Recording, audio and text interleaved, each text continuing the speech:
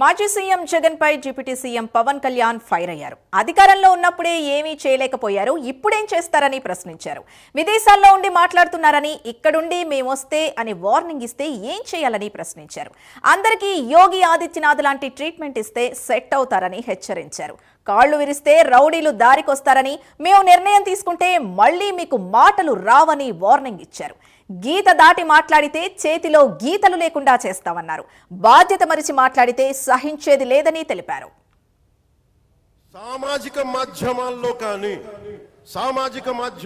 కానీ విదేశాల్లో కూర్చొని వాగే వాళ్ళతో సహా ఇక్కడ కూర్చొని భవిష్యత్తులో మేము వచ్చి మేమేం చేస్తామంటే వచ్చినప్పుడే మీరేం పీకలేదు, ఏం మాట్లాడతారు? ఇప్పుడు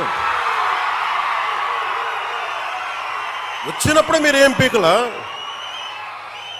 అంటే ఏమనుకుంటారు? మీరు కూర్చోబెట్టి మీరు బెదిరింపులు చేస్తే భయపడతాం అనుకుంటున్నారా? దానికి మేము ఒక్కడు చిన్నప్పటి నుంచి కూర్చొని అమరజీవిని గుండెల్లో పెట్టుకున్నాడంటే వాడికి ఎంత పిచ్చి ఉంటుంది? ఏ మ్యాడ్నెస్ ఉంటే ఇలా వస్తాం మేము? ఏ అండదండ లేకుండా పార్టీ పెట్టి ఇక్కడ దాకా వచ్చామంటే ఎంత కమిట్మెంట్ ఉండాలి నీకు? సమాజం మీద, దేశం మీద, రాష్ట్రం మీద, ప్రజల మీద. పద్ధతులు మార్చుకోండి. ఒక మాట అనాలంటే అలాంటి తప్పేం లేదు. డెమోక్రసీ ఇది, ప్రజాస్వామ్యం. ఖచ్చితంగా అనండి. అనటానికి కొన్ని గీతలు ఉంటాయి. గీతల్ని దాటి మాట్లాడితే మీ చేతికి మళ్ళీ ముద్రలు వేయడానికి ఏముంది? అలా మాట్లాడే వాళ్ళు చెప్తున్నాను ఇప్పుడే. మీ చేతి మీద గీతలు తీసేస్తాం, అంత అరగదీస్తాం, గుర్తుపెట్టుకోండి. ఏమన్నా కలెక్టర్స్, ఎస్పీల మీటింగ్ కూడా నేను ముఖ్యమంత్రి గారి సమక్షంలో తెలియజేశాను. ఈ రాష్ట్రంలో రౌడీజం, బెదిరింపులు, మన ఉత్తరాంధ్రలో కూర్చోబెట్టి కొంతమంది బెదిరించి ఒకటే చెప్పాను.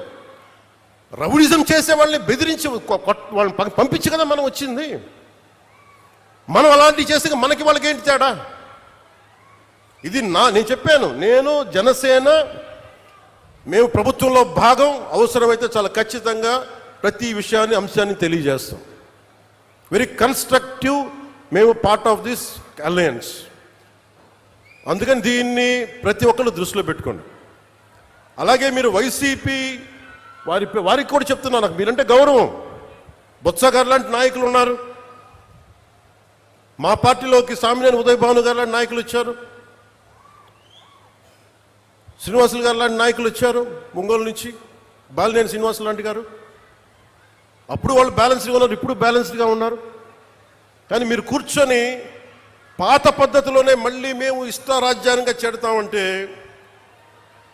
నేను విసిగిపోయానబ్బా. అలాంటిది ఒక ఆశయం కోసం నా ప్రాణం పోతే నాకు ఓకే.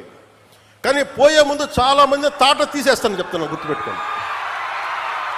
ఒళ్ళుపై తెలియకుండా, బాధ్యత లేకుండా, అడ్డగోలుగా మేము చేసేస్తాం. ఏదైనా మొత్తం తీసి రోమం తీసి కింద కూర్చోబెడతాం, గుర్తుపెట్టుకోండి.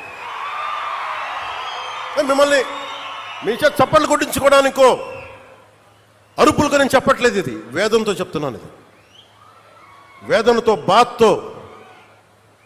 ఒక్కళ్ళు మాట్లాడలా. మనకి రాష్ట్ర విభజనప్పుడు ఒక్క ఎంపీ కూడా మాట్లాడలా. రాష్ట్ర విభజన జరిగితే మాకు వచ్చే నష్టం ఏంటి మాట్లాడలా. జరగకూడదు అని వెళ్ళారు. ఒక్కడెళ్ళి కూర్చొని ఎంపీల్లో మాకు ఈ నష్టం వస్తుంది మాట్లాడడానికి భయం. కొడతారో లేదు, వ్యాపారాలు పోతాయేమోనని. అంత దరిద్రపు గొట్టు బతుకులు ఎందుకు మనకి? ధైర్యం లేని సమాజం ఎందుకు? ధైర్యం లేని నాయకులు ఎందుకు?